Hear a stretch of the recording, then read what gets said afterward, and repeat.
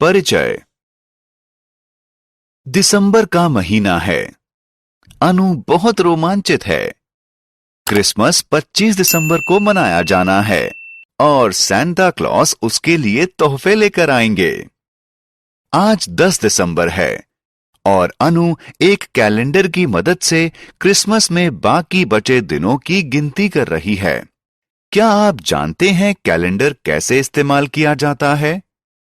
आइए आपको बताते हैं कि दिनों की गिनती कैसे की जाती है। आओ सीखें। कैलेंडर के बारे में कुछ बातें बता पाना, कैलेंडर से जुड़ी कुछ ट्रिक कर पाना, कैलेंडर से संबंधित समस्याओं को हल कर पाना, कैलेंडरों के इस्तेमाल के बारे में बता पाना।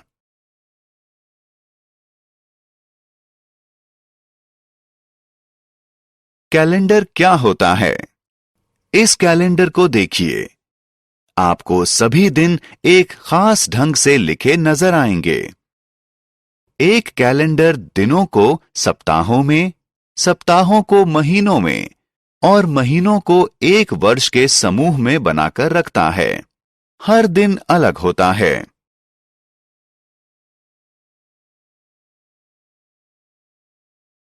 कैलेंडर से जुड़े तथ्य। किसी साल में 12 महीने होते हैं। ये महीने हैं जनवरी, फरवरी, मार्च, अप्रैल, मई, जून, जुलाई, अगस्त, सितंबर, अक्टूबर, नवंबर और दिसंबर।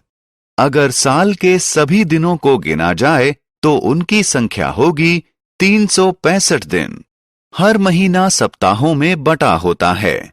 हर सप्ताह में सोमवार से रविवार तक 7 दिन होते हैं। हर महीने में 30 या 31 दिन होते हैं। केवल फरवरी में 28 दिन होते हैं। क्या आप जानते हैं कि लीप ईयर यानी लौंद के साल में एक अतिरिक्त दिन फरवरी के महीने में जोड़ दिया जाता है? इसलिए लीप ईयर में 366 दिन होते हैं।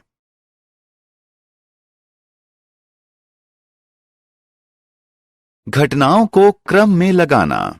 अनु स्कूल में है। उसने कुछ महत्वपूर्ण तिथियों को क्रम के बिना लगाया है। आइए इन घटनाओं को उस क्रम में लगाएं जैसे ये साल में आती हैं।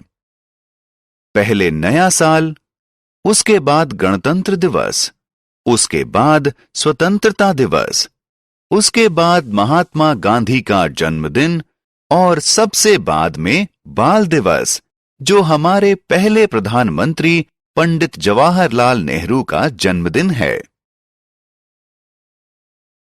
कैलेंडर से जुड़े सवालों को हल करना। क्या आप जानते हैं कि कैलेंडर कई समस्याओं को हल करता है?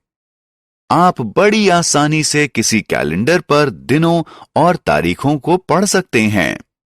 आइए जुलाई 2012 के महीने पर नजर डालें। क्या आप बता सकते हैं कि ये महीना कौन से दिन पर खत्म हो रहा है? जी हां, मंगलवार को। 13 जुलाई को कौन सा दिन पड़ रहा है? सही जवाब, शुक्रवार। दूसरे शनिवार को क्या तारीख है? बिल्कुल सही, 14 जुलाई। क्या 21 तारीख को रविवार है? नहीं, 21 तारीख को रविवार नहीं है। इस महीने में कितने बृहस्पतिवार हैं? जी हां, इस महीने में 4 बृहस्पतिवार हैं। कैलेंडर से जुड़ी तरकीबें। आइए अब समय है कैलेंडर से जुड़ी कुछ तरकीबें जानने का। आप उदाहरण के तौर पर बॉक्स में 5 संख्याएं जोड़ सकते हैं। सोचिए, इनका योग 80 आता है। लेकिन ये योग हमें मिला कैसे? बस बीच वाली संख्या को 5 से गुणा कर दीजिए। याद रखिए कि ये जादू उन लाइनों के सिलसिले में काम आता है जिनमें 5 की संख्या होती है।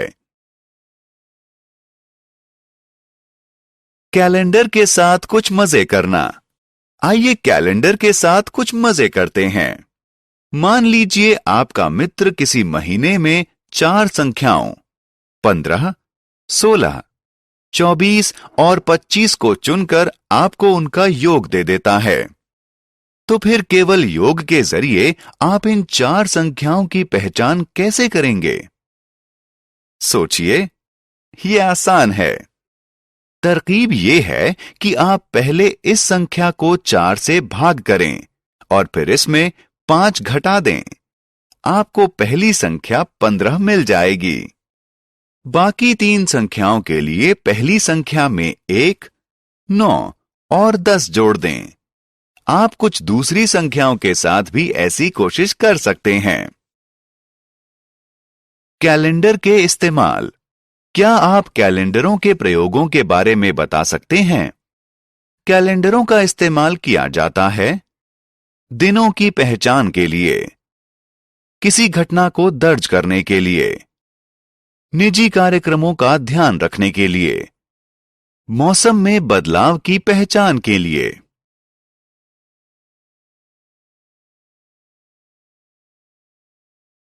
हमने क्या चर्चा की? कोई कैलेंडर दिनों को सप्ताहों में, सप्ताहों को महीनों में और महीनों को एक साल में समूह बनाकर रखता है। किसी साल में 365 दिन होते हैं जो 12 महीनों में बटे होते हैं। लीप ईयर में 366 दिन होते हैं। घटनाओं को क्रम देने में कैलेंडर मददगार होते हैं। दिनों और मौसमी परिवर्तनों की पहचान करने, घटनाओं को दर्ज करने और निजी कार्यक्रमों का ध्यान रखने में कैलेंडर उपयोगी होते हैं।